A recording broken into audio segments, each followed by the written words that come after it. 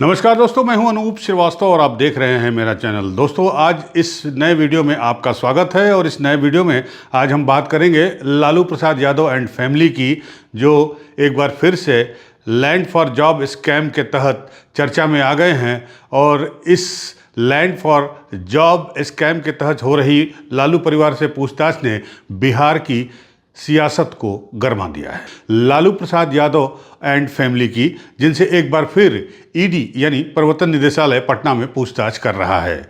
कल पटना में राबड़ी देवी, पूर्व मुख्यमंत्री बिहार, और उनके बेटे तेज प्रताप यादव से ईडी ने पूछताछ की थी। आज लालू प्रसाद यादव से ईडी ने पटना ईडी दफ्तर में तकरीबन 4 घंटे तक पूछताछ की। लैंड फॉर जॉब स्कैम अक्टूबर 2022 में सीबीआई ने 16 लोगों के खिलाफ इसमें चार्जशीट फाइल की थी और उसी के बाद से ये चारा घोटाले के बाद दूसरा मौका है जब लालू परिवार संकट में बार बार दिखाई दे रहा है। तो सबसे पहले हम आपको बता दें कि इस पूरे मामले पर लालू प्रसाद जी के बेटे तेजस्वी यादव ने क्या कहा है। तेजस्वी यादव का कहना है कि चूंकि अब बिहार में चुनाव हो रहने वाले हैं, इसलिए अब भारतीय जनता की पार्टी की जो केंद्र में एनडीए की सरकार है वो अपने सारे तर्कस के तीर छोड़ेगी और उसकी जितनी भी टीमें हैं, ABCD, EFGH, जेड तक जो भी टीमें हैं, वो अब बिहार का ही रुख करेंगी। ये बात मैं पहले भी बोल चुका हूँ। ये कहना है तेजस्वी प्रसाद यादव का, और उनका कहना है कि इनसे वो या उनका परिवार घबराने वाला नहीं है और वो मजबूत होकर निकलेंगे और बिहार में एक बार महागठबंधन की सरकार फिर से बनाएंगे। तो सबसे पहले आपको हम दिखाते हैं कि तेजस्वी यादव ने जो ये पूछताछ हो रही है लालू प्रसाद यादव, उनकी पत्नी राबड़ी देवी और उनके बेटे तेज प्रताप यादव से, जो आरोपी हैं इस पूरे मामले में, लैंड फॉर जॉब स्कैम मामले में।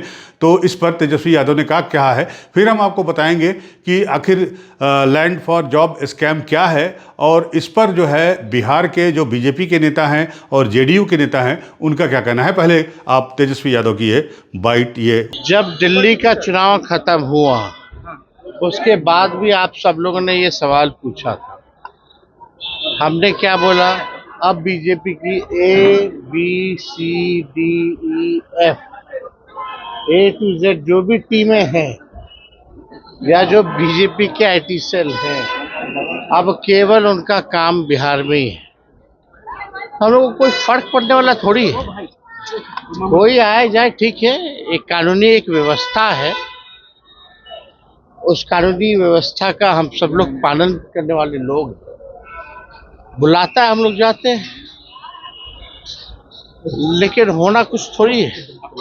आप तो स्वाभाविक है ना। अगर हम राजनीति में नहीं होते तो मेरे पे एक केस उतर गया, कोई मुकदमा नहीं होता।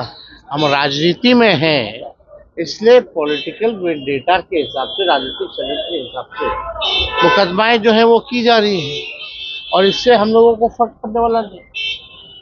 ये तो एक बार का आप लोगों की तो गिनती भी भूल गए होंगे कि कितना बार हमको, कितने बार लालू जी को, कितने बार मेरी माँ को ईडी और सीबीआई ने बुलाया होगा या इनकम टैक्स ने बुलाया होगा। किसी को याद भी है? तो जब बुलाएगा तो जाएंगे, कानून का पालन करते हैं। ये लोग घबराए वाले लोग हैं, घबराते रहे। डर है, भय है। अब जिसका डर है, भय है, लेकिन ये कुछ भी करे, जितना ये लोग संवैधानिक संस्थाओं का दुरुपयोग करेंगे या कितना भी हम लोगों को उनके सोच के हिसाब से ये तंग करने का प्रयास करेंगे, उतना ही हम मजबूत होंगे और उतनी ही मजबूती के साथ इस बार बिहार में सरकार बनाएगी। तो सुना आपने, तेजस्वी यादव ने कहा कि ये इस तरह का जो चल रहा है, जिस तरह से उनके घर के ऊपर, उनके परिवार के लोगों के ऊपर दबाव बनाया जा रहा है, क्योंकि बिहार में चुनाव होने वाला है, इसलिए ये दबाव बनाया गया है। अब तो उन्हें गिनती भी नहीं याद है कि कितनी बार ईडी ने उनको सम्मन किया है, कितनी बार सीबीआई ने उनको बुलाया है, कितनी बार ईडी ने उनको पूछताछ के लिए बुलाया है। बहरहाल बात हम कर रहे थे land for job scam, job for land scam कह लीजिए या लैंड फॉर जॉब स्कैम कह लीजिए, लैंड फॉर जॉब स्कैम ही ज़्यादा चर्चित है। इस पर बताते हैं आपको कि ये है क्या। दरअसल इसमें पूरा मामला 2004 से लेके और 2009 तक का है, जब लालू प्रसाद यादव केंद्र की यूपीए सरकार में रेल मंत्री थे। उस दौरान ये कहा गया कि उन्होंने रेलवे में जिन लोगों को नौकरियां दी उनसे ज़मीनें हासिल की, और ख़ासकर पटना में जब वो ज़मीनें हासिल की, ऐसे 7 लोगों के नाम सीबीआई ने अपनी फाइंडिंग्स में पाए हैं, जिसमें 5 लोगों की ज़मीन जो है वो वास्तविक दामों से कम कीमत पर लालू प्रसाद यादव के परिवार को बेची गई, या लालू प्रसाद यादव के परिवार ने खरीदा उसको। और 2 ऐसी ज़मीनें थी उन 7 लोगों में जिन्हें नौकरी मिली है, वो उसमें से वो गिफ्ट की गए इनके परिवार को। और उसी ज़मीन में से एक बड़ी ज़मीन जो है वो पटना में सगुना मोड़ के पास है, जहाँ पर इनका शॉपिंग कॉम्प्लेक्स मॉल जो बना हुआ है। ये कहना है सीबीआई का। मामला अदालत में है, कोर्ट से भी सम्मन जारी हुआ है, और अब अदालत का भी आदेश देर सवेर आने ही वाला है। इसी को लेकर सबकी निगाहें लालू प्रसाद यादव एंड फैमिली पर लगी हुई हैं, क्योंकि बिहार में चुनाव है और पिछले चुनाव में महागठबंधन ने एनडीए को बहुत ही तगड़ा मुकाबला दिया था। यहाँ तक कि उस वक्त जो एग्जिट पोल हुए थे चुनाव के बाद, जो वोट मतदान के बाद जो किए जाते हैं, उसमें जो है कई चैनलों ने तो महागठबंधन को सरकार बनाने का दावा भी किया था, महागठबंधन के द्वारा सरकार बनाई जा रही है, लेकिन अल्टीमेटली वो गलत साबित हुआ और कुछ 8 या 9 सीटों की वजह से जो है महागठबंधन पीछे रह गई और नीतीश कुमार और बीजेपी ने मिलकर सरकार बना ली है। 20 साल नीतीश कुमार को भी बिहार में राज करते हुए हो गए हैं, लेकिन मेरा सवाल ये है, या मेरे चर्चा का केंद्र बिंदु ये है कि क्या इस बार जो चुनाव हो रहा है बिहार में दिसंबर में, अक्टूबर नवंबर में, तो इस चुनाव में अगर लालू प्रसाद यादव के ऊपर जो केंद्रीय एजेंसियां हैं, चाहे वो ईडी हो या सीबीआई हो, इस पर कार्रवाई करती हैं, तो क्या ऐसा तो नहीं कि वो बैकफायर कर जाए, या फिर चुनाव के पहले अगर अदालत का आदेश लालू यादव के परिवार के खिलाफ आ जाता है तब क्या होगा? क्या उसमें आपको नहीं लगता है कि लालू प्रसाद यादव के परिवार को हो सकता है कि सहानुभूति मिल जाए लोगों की, वोटरों की? लालू प्रसाद यादव का जो आरजेडी है या लालू प्रसाद यादव जिस तरह के नेता हैं, उनकी पकड़ काफ़ी अच्छी है पिछड़ों में, अकलियत में, तो संभव है, ये हो सकता है कि उनको सहानुभूति की लहर मिल जाए, या सहानुभूति की लहर पर सवार होकर महागठबंधन को वो सफलता मिल जाए जिसका दावा तेजस्वी यादव कर रहे हैं। बहरहाल इस पर भी हम चर्चा करेंगे कि क्या ऐसा तो नहीं कि झारखंड की कहानी जो है वो दोहरा दी जाएगी बिहार में, जैसा कि अभी नीतीश को लेकर ये कहा जा रहा है कि कहीं महाराष्ट्र की कहानी जो है वो बिहार में न दोहराई दी जाए।